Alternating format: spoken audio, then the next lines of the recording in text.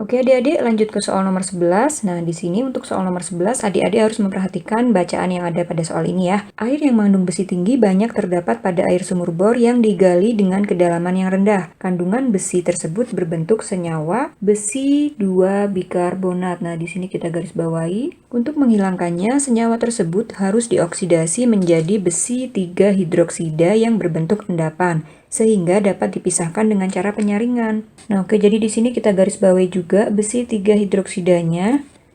Kemudian salah satu oksidator yang digunakan untuk mengoksidasi kandungan besi tersebut adalah kalium permanganat. Nah, di sini juga ada kata kunci senyawa yang dalam bahasa menghasilkan endapan mangan 4 oksida, asam karbonat, dan kalium bikarbonat.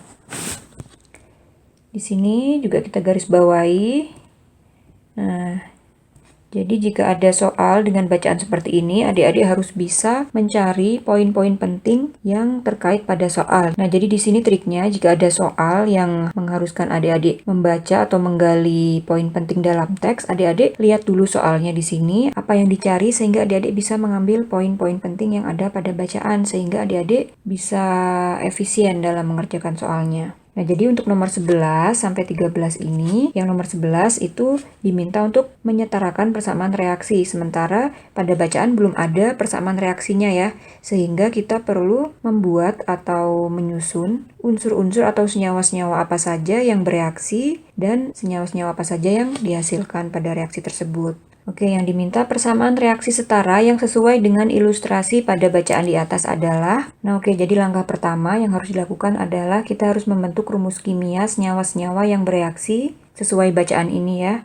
Oke, kita analisis dulu mana yang merupakan senyawa-senyawa bereaksi dan mana yang merupakan senyawa-senyawa hasil reaksi atau produknya. Nah, jadi di sini ada reaksi oksidasi dari besi 2 bikarbonat oleh kalium permanganat sehingga menghasilkan ini 1, 2, 3.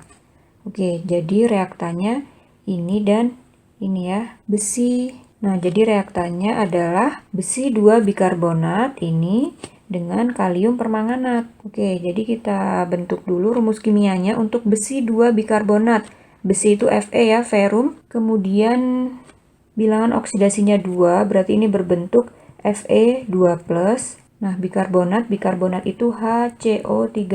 Ionnya HCO3-, sehingga jika membentuk senyawa, ini menghasilkan Fe dalam kurung HCO3 2 kali. Nah, sampai sini adik-adik nggak bingung ya? Jadi untuk membentuk persamaan reaksi seperti ini, tinggal dikalikan silang muatannya ya, ditukar. Jadi seperti ini, Fe2+ plus HCO3- akan menghasilkan senyawa Fe. Nah, di sini indeksnya Fe berapa? Kita lihat muatan dari HCO3-.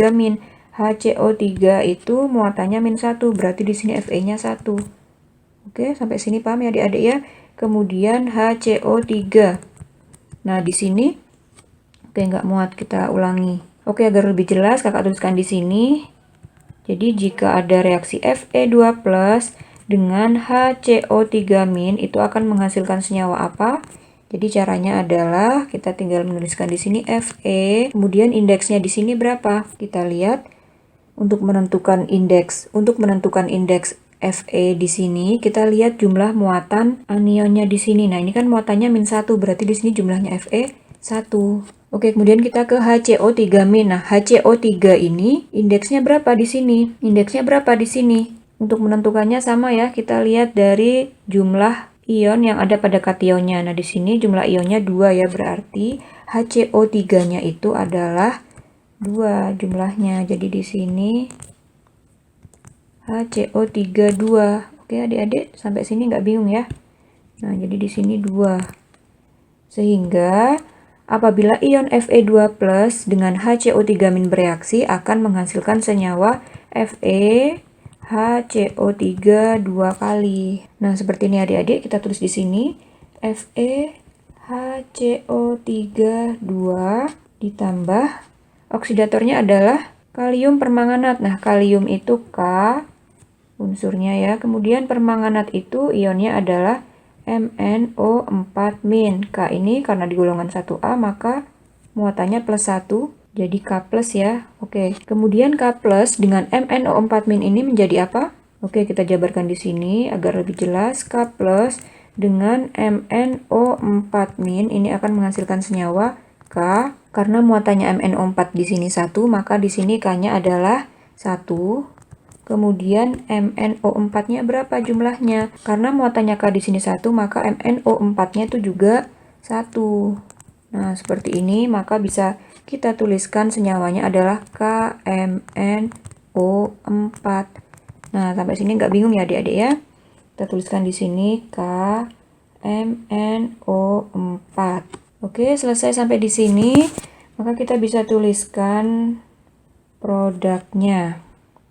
Nah, di bagian produk di sini ada mangan 4 oksida asam karbonat dan kalium bikarbonat. Nah, untuk produknya atau hasil reaksinya, di sini ada mangan 4 oksida asam karbonat dan kalium bikarbonat. Oke, kita susun rumus kimianya satu-satu ya. Mangan 4 oksida. Nah, di sini berarti mangan itu bilangan oksidasinya adalah 4, berarti ini MnO2.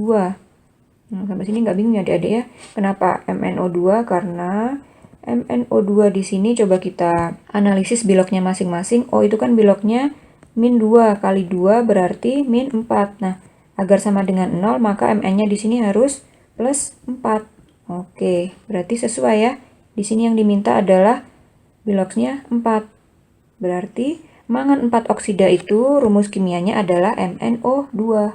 Oke, kita lanjut ke produk yang selanjutnya yaitu asam karbonat. Nah, asam karbonat ini adalah asam lemah ya. Jadi rumus kimianya adalah H2CO3. Nah, ini adik-adik harus hafal ya. Nah, caranya hafal gimana? Sering-sering aja latihan soal. Jadi nanti pasti adik-adik menemukan banyak senyawa-senyawa baru yang nantinya pasti adik-adik bisa hafal dengan sendirinya. Kemudian kalium bikarbonat. Nah, di sini kalium bikarbonat itu terdiri dari unsur K dengan ion bikarbonat. Bikarbonat itu sama seperti ini ya, HCO3-. Nah, ini sama seperti ion ini, HCO3-. Nah, ini kakak tuliskan di sini aja biar adik-adik nggak bingung. Kalium itu muatannya plus 1 karena dia terletak di golongan 1A. Kakak tuliskan di sini K plus HCO3- akan menghasilkan senyawa. Nah, ini karena muatannya sama-sama 1 ya. Maka di sini kita bisa langsung tuliskan KHCO3. Nah, di sini adik-adik nggak bingung ya untuk menentukan senyawa yang terbentuk dari ion-ion yang ada. Oke, langsung saja bisa kita tuliskan di sini. Berarti ini KHCO3, rumus kimia dari kalium bikarbonat. Nah, setelah adik-adik mendapatkan rumus kimia dari senyawa-senyawa yang bereaksi dan hasil-hasil reaksinya, maka setelah itu langkahnya adalah tinggal menyetarakan persamaan reaksinya. Oh ya, adik-adik coba perhatikan ini. Pernyataan pada baris ketiga dalam bacaan ya, untuk menghilangkannya senyawa tersebut dioksidasi menjadi besi 3 hidroksida. Nah, di sini kita kurang menambahkan besi 3 hidroksidanya ya untuk senyawa produknya. Jadi besi 3 hidroksida itu berarti ini besi dengan bilangan oksidasinya 3, berarti di sini muatannya Fe3+, hidroksida berarti OH-, ion OH- ya. Sehingga jika direaksikan, Fe3+ plus OH- itu akan menghasilkan senyawa Fe. Karena di sini muatannya OH-nya 1, maka di sini Fe-nya 1. Kemudian di sini OH-nya ada berapa? Karena di sini muatannya 3, Fe-nya, maka di sini OH-nya ada 3. Oke, jadi kita tuliskan di sini FeOH3. Nah, ini. Jadi benar-benar harus teliti ya untuk mengerjakan soalnya. Oke, setelah kita menyusun senyawa-senyawa apa saja yang bereaksi dan produk-produk yang dihasilkan, maka setelah itu kita bisa langsung menyetarakan persamaan reaksinya. Nah, agar lebih jelas, kakak tuliskan di halaman selanjutnya aja ya. Jadi, tadi ada senyawa apa? FeHCO3, 2, dan kalium permanganat atau KMnO4 menghasilkan senyawa MnO2 plus FeOH3 plus H2CO3 atau asam karbonat dengan kalium bikarbonat atau KHCO3. Oke, seperti ini belum setara ya, maka kita harus menyetarakan persamaan reaksinya.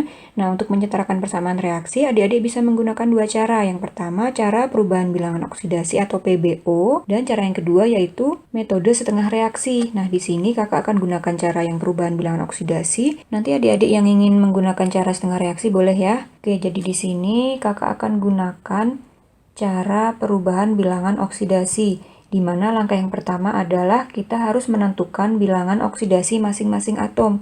Oke, jadi di sini kita tentukan dulu biloks masing-masing dari FeHCO3 dua kali.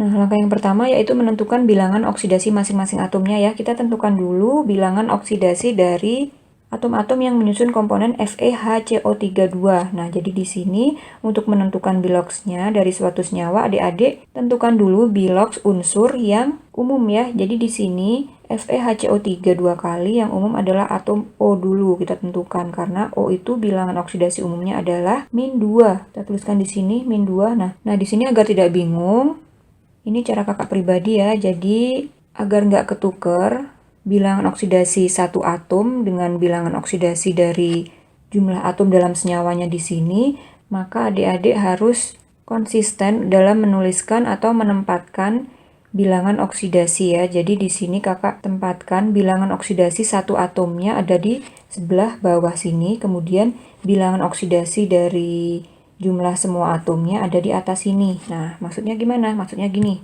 Jadi di sini bilangan oksidasi satu atom O itu adalah -2, kemudian di sini kan ada 3 sama 2, berarti jumlah atomnya ada 6, berarti di sini dikalikan 6. -2 dikalikan 6 berarti -12 jumlahnya atom O di sini ya.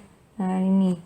Jadi di sini agar adik-adik nggak ketuker, konsisten aja nulisnya. Yang bagian atas ini adalah bilangan oksidasi dikalikan jumlah keseluruhan jumlah atomnya ya, yang di sini. Kemudian yang ini yang bawah merupakan biloks aslinya atau biloks satu atomnya. Oke adik-adik ya, sampai sini paham ya? Kita lanjut. Kemudian H, kita tentukan dulu biloks dari H. H itu kan +1 umumnya. Nah, kita taruh di sini. Kemudian +1 dikalikan berapa jumlah atom H yang ada di senyawa FeHCO32 ini? Yaitu 2 ya, berarti +1 dikalikan 2. Ya, jadi hasilnya adalah +2. Oke, setelah itu atom C. Atom C itu bilangan oksidasinya adalah +4. Oke, jadi kita tuliskan di sini. Atom C itu adalah +4 biloknya. Jadi di sini +4 kali 2, tuliskan di sini ya. +4 kali 2 adalah +8. Nah, dari sini jadi kita bisa menentukan berapa bilangan oksidasi dari Fe. Ingat adik-adik, jumlah muatan untuk senyawa netral itu sama dengan 0. Berarti di sini biloksnya Fe ditambah biloksnya H itu berapa ini? +2 ya. +2 ditambah biloksnya C itu +8 ditambah biloksnya O itu -12. Nah, dari sini kita bisa menentukan biloksnya Fe sama dengan pindah ruas 12 dikurangi 8 dikurangi 2. Berarti berapa ini? +2 ya. Nah, jadi kita dapat bilangan oksidasi dari Fe yaitu +2. Oke, nah adik-adik juga bisa menentukan langsung bilangan oksidasi dari Fe itu berapa dari sini. Jadi itu kan senyawa FeHCO3 dua kali. Nah, adik-adik tinggal lihat di sini jumlah senyawa dari HCO3 itu berapa? 2 ya, karena di sini 2 maka sudah pasti biloknya Fe itu adalah +2. Nah, seperti itu ya adik-adik ya. Itu cara cepatnya dalam menentukan bilangan oksidasi dari Fe. Tapi kenapa kita harus cari satu-satu seperti ini? Karena kita kan harus menentukan bilangan oksidasi atom-atom yang bereaksi di sini berapa aja, kemudian kita menentukan mana yang merupakan oksidasi, mana yang merupakan reduksi. Maka kita harus mencari satu-satu bilangan oksidasi dari atom-atom ini. Oke, sekarang kita ke KMnO4 ya. Oke, KMnO4. Nah, di sini O dulu yang harus kita tentukan bilangan oksidasinya. Ini -2, -2 kali 4 adalah -8 ya. -8. Kemudian K itu di golongan 1A, jadi otomatis bilangan oksidasinya adalah 1, +1. +1 di sini juga +1 kali 1 ya, jadi +1. Kemudian cara menentukan biloksnya Mn sama. Jadi biloks Mn plus biloksnya K yaitu +1 plus biloknya atom O yaitu min 8 ya. Min 8. Di sini min 8 dari min 2 kali 4 ya. Min 8 sama dengan 0 karena nggak bermuatan. Jadi biloksnya Mn sama dengan 8 min 1 plus 7. Oke, jadi dapat biloksnya Mn adalah plus 7. Oke adik-adik, sampai sini paham ya? Kemudian kita tentukan bilok dari Mn dan O2. Mn O2, jadi O dulu yang kita tentukan bilangan oksidasinya min 2 kali 2. Min 2 dikalikan 2 berarti min 4. Berarti di sini plus 4. Oke, cara cepatnya gitu ya adik-adik ya. Pokoknya kalau bilangan yang nggak ada muatannya itu sama dengan 0. Sehingga kita bisa langsung menentukan biloks dari atom yang ada di sini yaitu Mn-nya ini ya. Berarti biloksnya Mn itu adalah plus 4. Oke, kemudian FeOH3. O di sini adalah min 2, min 2 kali 3 min 6. Kemudian H itu bilangan oksidasinya plus 1, plus 1 kali 3 berarti plus 3. Kemudian di sini biar sama dengan 0, maka Fe-nya berapa? Plus 3 ya. Nah, berarti bilok di sini ya, biloknya Fe itu plus 3. Oke, sampai sini nggak bingung ya adik-adik ya? Kemudian H2CO3. Nah, di sini kita tentukan dulu atom O. Atom O biloksnya adalah min 2, min 2 kali 3. Min 2 kali 3 adalah min 6. Kemudian atom H dulu. Atom H itu biloknya adalah plus 1, plus 1 kali 2 yaitu plus 2. Nah, ini sama dengan 0, berarti di sini atom C-nya berapa? Plus 2, plus berapa? Min 6 sama dengan 0. Berarti plus 4 ya. Nah, oke, jadi di sini bilangan oksidasi dari C adalah plus 4. Oke, lanjut ke KHCO3. Nah, di sini O-nya O-2 kali 3 min 6. Kemudian ke K itu plus 1. Di sini plus 1. H itu juga plus 1. Di sini plus 1. C-nya berapa di sini? Ini sama dengan 0. 1 plus 1 plus X min 6 sama dengan 0. Berarti di sini biloks C-nya berapa? Plus 4 ya. Biar sama dengan 0, berarti biloksnya C itu adalah plus 4. Oke, dari sini kita analisis mana atom yang mengalami perubahan bilangan oksidasi. Ini kakak hapus aja ya. Nah, ini kakak hapus aja biar adik-adik nggak bingung. Oke, kita analisis manakah atom-atom yang mengalami perubahan bilangan oksidasi. Sehingga kita bisa menentukan manakah senyawa yang mengalami reduksi dan manakah senyawa yang mengalami oksidasi. Oke, jadi di sini coba adik-adik perhatikan Fe di sini plus 2, sedangkan yang di sini plus 3. Jadi kita bisa tuliskan di sini Fe ini mengalami oksidasi ya. Kemudian mana lagi? Mn. Coba Mn di sini. Mn yang di sebelah kiri plus 7 sedangkan yang di sebelah kanan plus 4. Nah, jadi dapat kita simpulkan Mn ini mengalami reduksi. Oke, dah yang lain sama ya. C di sini plus 4. C di sini juga plus 4 sama, tidak mengalami perubahan bilangan oksidasi. Atom O juga gitu, min 2, min 2, min 2, min 2, min 2. H juga gitu, plus 1, semuanya plus 1 ya. Yang di sebelah kanan juga plus 1. K juga seperti itu. Oke. Kita udah dapatkan yang mengalami oksidasi dan reduksi. Kemudian kita ke langkah selanjutnya dalam menyetarakan persamaan reaksi menggunakan metode bilangan oksidasi. Setelah menentukan reaksi oksidasi dan reaksi reduksinya, setarakan jumlah unsur yang mengalami perubahan bilangan oksidasi. Nah, jadi setarakan jumlah unsur yang mengalami perubahan biloks. Di sini Fe-nya sebelah kiri 1 ya, sedangkan yang di sebelah kanan juga 1, maka sudah setara. Kemudian Mn-nya juga gitu, yang sebelah kiri ada 1, yang di sebelah kanan juga ada 1. Sehingga udah setara ini. Kemudian tentukan jumlah muatan di tiap atom yang mengalami reduksi dan oksidasi. Caranya, jumlah atom yang mengalami perubahan bilok dikali jumlah atomnya. Kemudian langkah selanjutnya kita tentukan berapakah kenaikan atau penurunan bilangan oksidasi yang ada pada reaksi oksidasi dan reduksi ya. Oke, kita tentukan dulu yang oksidasi di sini plus 2. Kemudian yang di sebelah sini plus 3 sehingga dapat disimpulkan perubahan bilangan oksidasinya adalah naik 1 ya. Berarti di sini kita tuliskan plus 1.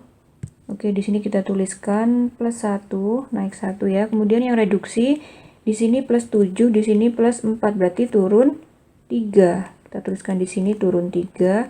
Nah, kemudian langkah selanjutnya, setelah kita menentukan jumlah perubahan biloksnya, naik turunnya, kita tentukan, kita kalikan silang perubahan biloks, kita kalikan silang perubahan biloknya. Jadi di sini dikalikan 3, di sini dikalikan 1. Nah, nanti bilangan ini yang digunakan untuk sebagai koefisien reaksi yang ada di sini reaktannya. Jadi 3 ini nanti buat koefisien FeHCO32, kemudian 1 ini untuk koefisien yang ada di sini. Oke, sampai sini nggak bingung ya adik-adik ya? Jadi ini koefisiennya 3, ini koefisiennya 1. Nah, setelah kita dapat koefisien reaksi seperti ini, maka nanti yang di sebelah kanan ini menyesuaikan koefisien reaksinya. Jadi jika kekurangan atom O, nanti bisa ditambahkan H2O. Kemudian jika kekurangan atom H, nanti bisa ditambahkan ion H+. Oke, sampai sini nggak bingung ya adik-adik ya? Kita lanjutkan. Nah, di sini kakak tuliskan persamaan reaksi ulangnya aja ya, biar adik-adik nggak bingung. Oke, langkah selanjutnya adalah menyetarakan atom di ruas kanan dan kiri ya, dengan berpatokan ke ini. Pokoknya kalau kurang atom O itu ditambahkan H2O, kalau kurang atom H itu ditambahkan H+. Nah, oke, yuk kita setarakan dulu satu-satu atomnya. Di sini Fe ada 3, jadi di sini harus kita tambahkan 3 koefisien reaksinya. Oke, K-nya hanya ada 1, K-nya hanya ada 1, berarti di sini 1. Kemudian atom C ya. Atom C-nya di sebelah kiri ada 6, kemudian atom C di sebelah kanan. Nah, oke. Jadi di sebelah kanan senyawa H2CO3 ini harus diberi koefisien 5 ya, biar jumlahnya sama dengan 6. Jadi di sini 5, ini kan 1 nih. Nah, 5 tambah 1 sama dengan 6 juga. Oke, atom C-nya udah setara. Sekarang kita ke atom O ya. Atom O di sebelah kiri ada berapa ini? 3 kali 2, 6. 6 kali 3, 18. Ditambah 4, ada 22. Kemudian yang di sebelah kanan ada berapa ini? 2 ditambah 3 kali 3, 9. Ditambah 3 kali 5, 15. Ditambah 3. Jadi atom O di sebelah kanan ada 29, sedangkan di sebelah kiri hanya 22. Maka di sebelah kiri karena kekurangan atom O, kita tambahkan senyawa H2O. Berapa? 29 kurangi 22, 7 ya, berarti 7H2O. Oke, setelah itu kita hitung atom H-nya. Di sebelah kiri ada berapa ini? 2 dikali 3, 6. 6 ditambah 7 kali 2, 14. 20. Kemudian atom H di sebelah kanan itu ada berapa ini? Ada 3 kali 3, 9. 9 ditambah 2 kali 5, 10. Ditambah 1. Hasilnya adalah 20. Nah, udah setara ya ini ya berarti. Atom H di sebelah kiri dan kanannya udah sama. Oke, karena atom-atom yang bereaksi di sini sudah sama, kiri dan kanannya, di ruas kiri dan ruas kanannya, maka persamaan reaksi ini sudah setara ya. Jadi, oke, dapat kita simpulkan, maka jawabannya adalah yang B.